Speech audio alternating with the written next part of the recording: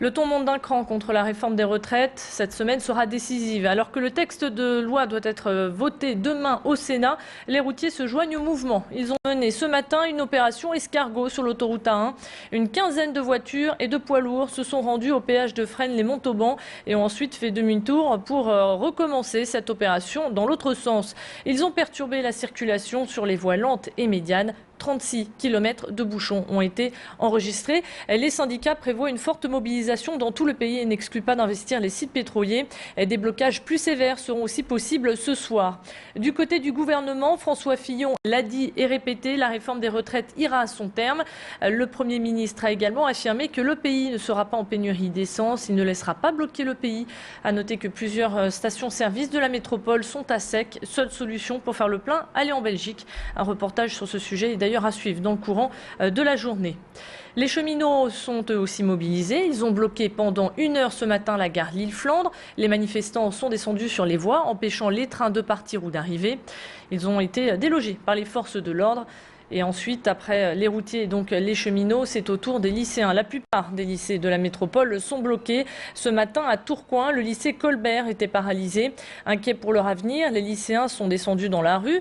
Un cortège est donc parti du lycée pour se rendre en mairie. Sur leur trajet, 6 autres lycées, privés et publics, se sont joints à eux pour grossir les rangs. Vous les voyez d'ailleurs sur ces images, ils sont très nombreux, plusieurs centaines. Ils ont ensuite convergé vers la Grand Place de Tourcoing, un mouvement de colère qu'ils comptent poursuivre jusqu'à mercredi. Élodie Bernachon a rencontré Adèle, il nous explique pourquoi lui aussi fait grève. Il y a déjà pas mal de monde et on va essayer de continuer toute la semaine s'il faut, quoi. On a tous notre place parce que nous aussi on est concernés par la retraite. C'est peut-être c'est pas dans un futur proche, mais on est quand même concernés. C'est nous, nos parents, nos amis, tout ça, donc on est concernés. Alors pendant cette manifestation, on a pu constater quelques débordements avec des feux de poubelle et quelques arrestations. Mais la tension est plus vive du côté de l'île Sud. Ce matin, il y a eu des échauffourées porte de Douai. Des incidents ont éclaté aux abords du lycée Baggio. Une centaine de jeunes s'est opposée à la police. Une voiture a été brûlée. Et puis c'est le même constat du côté de Roubaix où 2 voitures ont été brûlées. Les pompiers et les policiers se sont fait caillasser. Plusieurs vitrines ont volé en éclats. En tout, une dizaine d'interpellations a eu lieu. Et en raison de ces débordements, sachez que Transpol a décidé de détourner certaines lignes de bus. À noter également que la station de métro Porte de Douai est fermée, elle aussi, en raison de ces nombreux incidents. Et si vous assistez également à un événement, sachez que si vous l'avez filmé, vous pouvez envoyer votre vidéo sur la page YouTube de Grand Lille TV. Conclusion pour cette journée, circulation difficile, vous en doutez, sur les routes et également sur les rails. On fait le point sur le trafic à la SNCF. Pour les TER, comptez 40% des trains qui seront donc en circulation. Comptez un train Corail sur 3, un TGV Nord sur 2. Pour l'Eurostar, trafic normal, mais uniquement depuis Lille. En revanche, tous les Thalys en direction de la Belgique sont supprimés en raison de la grève des cheminots belges. Cette grève chez nos voisins devrait durer jusqu'à ce soir 22 h. L'avenir de la Belgique en pleine présidence de l'Union européenne apparaît assez incertain. Les francophones ont rejeté hier la proposition des indépendantistes flamands. Le premier parti francophone a dénoncé le caractère unilatéral de certaines propositions. Des perturbations qui interviennent donc à la veille de la manifestation nationale. Demain, les syndicats retourneront dans la rue et bien évidemment, nous serons au cœur de l'action avec nos équipes qui les suivront.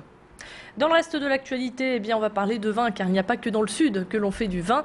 Chez nous aussi, il y a des vendanges. La preuve à Fives ce week-end. Ceux qui ont des pieds de vigne chez eux ont pu ramener leur récolte où le pressage s'est fait à l'ancienne avec les pieds. Un événement organisé par l'association des vignerons des raisins de Fives et d'ailleurs qui a rassemblé de nombreux passionnés. Vous en doutez, la convivialité était à l'honneur. Alors résultat de ce cru, pas mauvais, vous diront certains. Justement, on écoute leurs réactions. Pour moi, ça a été difficile parce que ça fait 5 ans que j'ai la vigne et c'est la première année qu'elle porte. Et j'ai 3 grappes, je suis fière. C'est un très bon massage pour les pieds. On sent vraiment comme ça s'écrase là sous les pieds. Dieu sait, je ne bois jamais de vin rouge.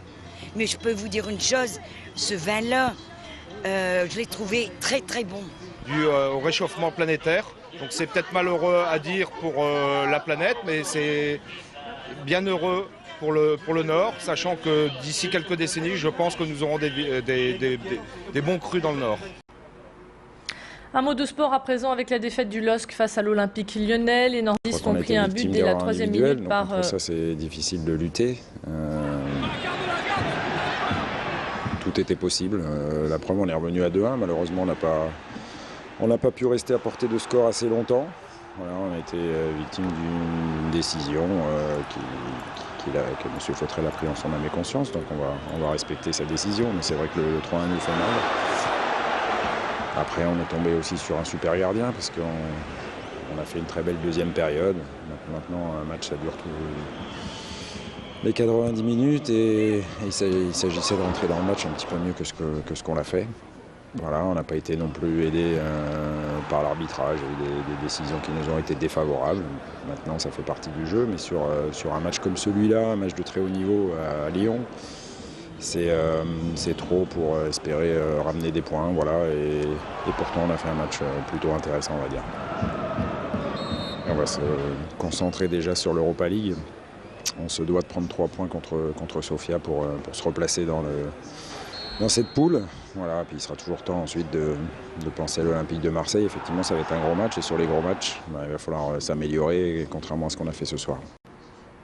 Voilà, donc vous venez d'entendre l'entraîneur du LOSC, Rudy Garcia, concernant le match LOSC Olympique Lyonnais. Prochain rendez-vous du LOSC, eh bien, ce sera dimanche 24 octobre à 21h. Les Lillois affronteront les Marseillais. C'est la fin de cette édition. Restez avec nous à suivre la météo.